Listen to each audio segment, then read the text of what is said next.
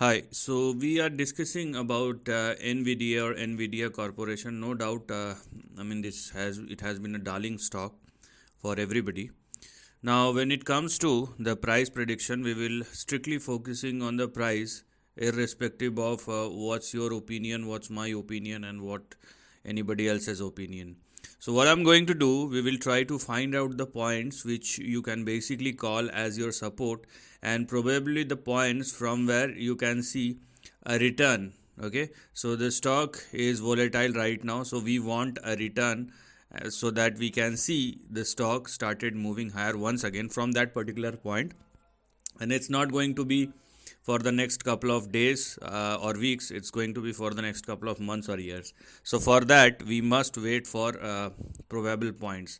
Now if you are looking at the very near term price chart or very current price chart, this is what we have here, and it's by far does not look very soothing. Okay, so what you can see, the stock is trading in between a particular or at or above a particular line, which is this one. But if you are looking at from the top, you can clearly see it's like this pattern is called as lower high. So this is the big high, and then the next high is lower than that, which is, by the way, not at all a good sign. So if you are looking for an upside, then you have to wait for the stock to surpass and sustain beyond 143, 133 and 143, because these two levels are now your resistance. Similarly, what is our support is 101. So this is the support which we're going to look at right now, because if the stock falls below 101, you will see further downside. So basically, if you are looking at the very near term trend, the stock stucks in between this particular range, and let the stock expand beyond the range. This is not a point to react unless you are a professional trader.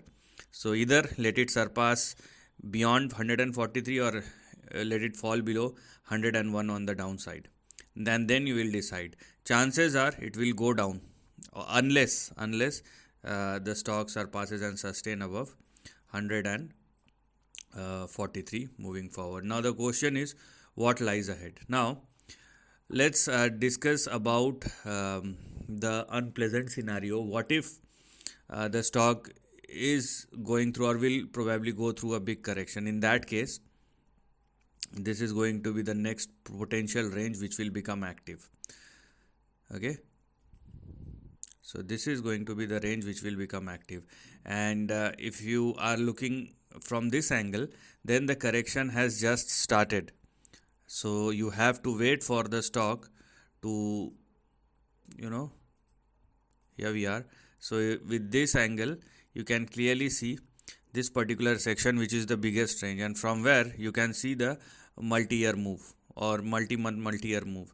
So for this to happen, the stock must fall somewhere in between $22 and $30. But this is not a stock or a small cap, so it will take time. Even there is a move like this, it will definitely take time.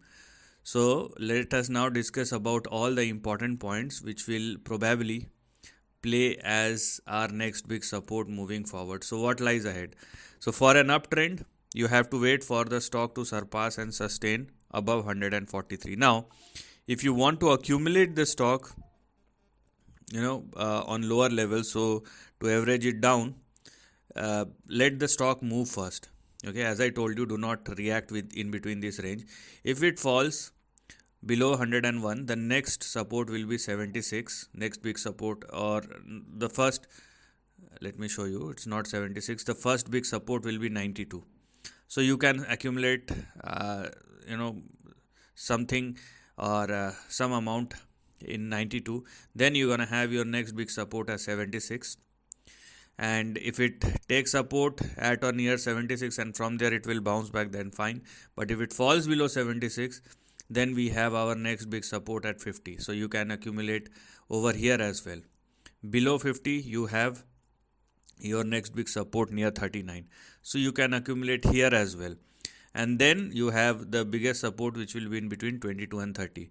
So I am explaining all the scenarios or all the probable points where you can start averaging something, but at a particular zone. So these support levels are the zones where you can accumulate some stock for a move like this.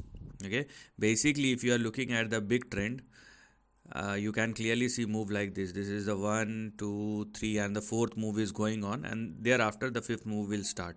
So this is how the price chart looks like. There is no denial in that.